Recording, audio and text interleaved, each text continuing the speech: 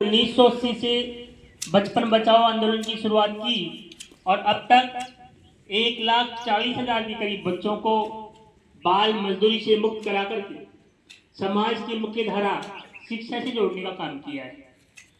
बच्चों के ऊपर होने वाले हर प्रकार के शोषण, उसमें बाल विवाह है, बाल मजदूरी है, बाल यौन शोषण है, बाल तस्करी जो है, बाल व्यापार, समझते हो ना, बच्चों की एक मैंने उसको खरीद करके कहीं बेचना, इस तरह से बंधुआ मजदूर बनाना, इन सब के खिलाफ संघर्षरत हैं।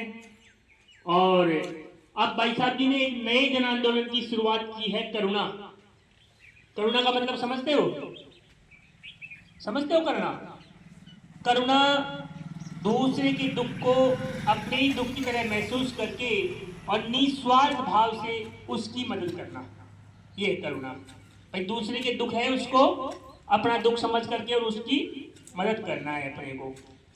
आज हम सुन रहे हैं, देख रहे हैं समाचार के माध्यम से, है ना, सोशल मीडिया का जमाना है, कि एक देश दूसरे देश पे किस प्रकार से घात लगाए, यानी हमला हो रहा है चारों तरफ आपस में, और मानव के साथ में भी कैसी बर्बरता क्रूरता हो रही है। अभी देख रहे हैं जिंदे मनुष्यों को जलाया जा रहा है, माता बहनों के साथ में कैसे कैसे मतलब दुर्व्यवहार हो रहे हैं, ये चीजें। तो ये इंसानियत धीरे धीरे नष्ट हो रही है। भाई साहब जी की सोच है कि विश्व शांति कायम हो, आपसी सहयोग, सद्भाव, भाईचारा कायम हो, इसलिए उन्होंने एक नए जन आंदोलन की शुरुआत की है, करुणा। हमारे इतिहास में बहुत सारे करुणामय व्यक्तित्व भी हैं। करुणा कोई नई चीज नहीं है कि भाई साहब जी ने नहीं चलाई करुणा। करुणा तो शुरू से ही परमात्मा की देन है, सब में हम में करुणा का भाव है, सभी में है करुणा। उस करुणा को जगाना है, इसको एक जन आंदोलन का रूप देने के लिए भाई साहब जी ने नई एक पहल की है। इतिहास में बहुत सारी ये जो बहनें हैं, माताएं, वो भी बहुत सारी विदुषी और वीरांगनाएं हुई हैं। मैं आपको छोटा सा एक गाना सुनाता हूँ, देखो। बड़ी मर्दानी विदुषी देश दीवानी, मेरे वतन की सुकुमारियां। बड़ी मर्दानी विदुषी देश दीवानी, मेरे वतन की सुकुमारियां। पद्मनी ने बाजी अपने प्राणों की लगा दी, पद्मनी ने बाजी अपने प्राणों की लगा दी। जलते चिता में कोमल काया ने जला दी, निज धर्म न खोया, देख कर खिल जी रोया।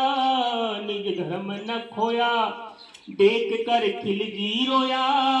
ऐसी तिवार किनारियां, बड़ी मर्दानी विदुषी देश दीवानी, मेरे वतन की सुकुमारियां।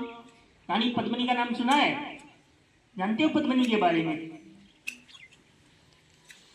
चलो आगे उस बताता हूं, फिर बताऊंगा आपको, है ना। मैना ने लेके सेना कैसा कमाल किया, मैना ने लेके सेना कैसा कमाल किया। घोड़े पे सवार होके गोरों को हलाल किया। चली बंदूक दुनाली, शेरनी सी हुंकारी, मचीवा गई थी किलकारियां।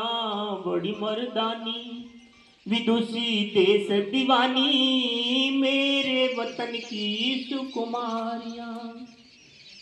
किरणे महीने एक दिन नौ रोजी के मेले में, किरणे महीने एक दिन नौ रोजी के मेले में। अकबर का गरूर तोड़ा श्यान से अकेले में, ले हाथ कटारी शेरनी सी हुंकारी।